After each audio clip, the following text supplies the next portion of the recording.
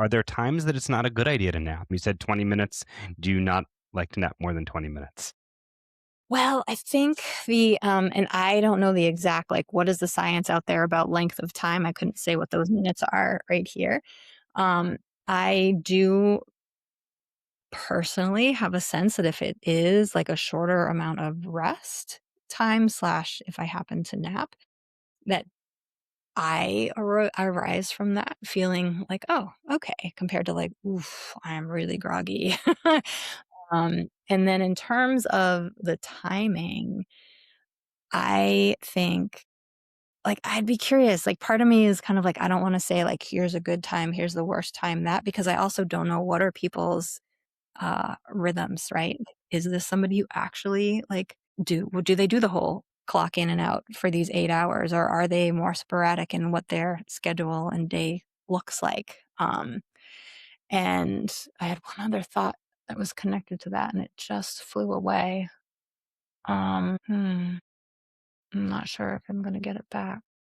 Is related to the when of napping or Yeah. Oh, yeah. And, it the whole, like, some people function better at different times of day than other mm, people. So it's kind of like if somebody is trying to get themselves to fit into a certain structure, but that's just literally not what works best for them, right? But what if they actually were like, I am a night owl and I actually do, like, I can get things maybe more, whatever, like function later at night doing a couple things, whatever. Um, then maybe that's okay to actually let people figure out their rhythm that works well for them. But could the baseline of that be like, okay, and can you also feel like you're getting good sleep and you wake feeling rested? mhm. And maybe how are you working with some of these strategies, but also with what some of your, like, sleep and wake times look like. So it's kind of I guess I look at it instead of like a, here's the like, the mold that everybody has to fit into. It's just like, let's take each person individually and see how it's all. Yeah, you th we're I think that's one of the things that I similarly push back against there being a single correct way to do it, and the question is, what's a better way for you to do this? Is there a way that's going to that you can have some tools so that things work better for you? Mhm, Um, One of the things I think about is, well, for myself, I've sort of gamified sleep a little bit through some of the mm, more tech stuff. So I yeah, have so I have an Aura ring and I track stuff with that.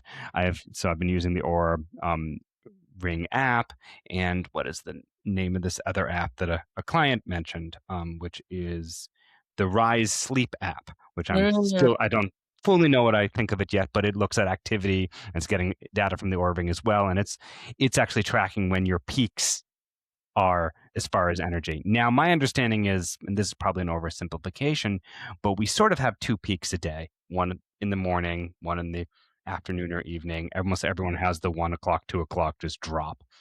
yeah. Um, and that's we could get into cortisone levels and melatonin and stuff, but that seems pretty universal, that drop. And that shows up in Chinese medicine and stuff as well. But it seems like one of those peaks tends to be great for like data entry, detail oriented, getting the thing done. And the other one tends to be useful for creativity. And Mm, that some people tend to be better at their data entry stuff on their morning chunk.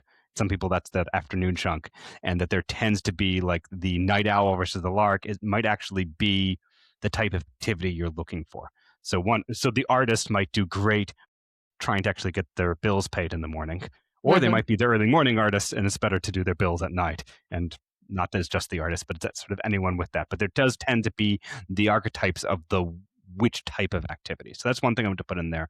Yeah, that's great.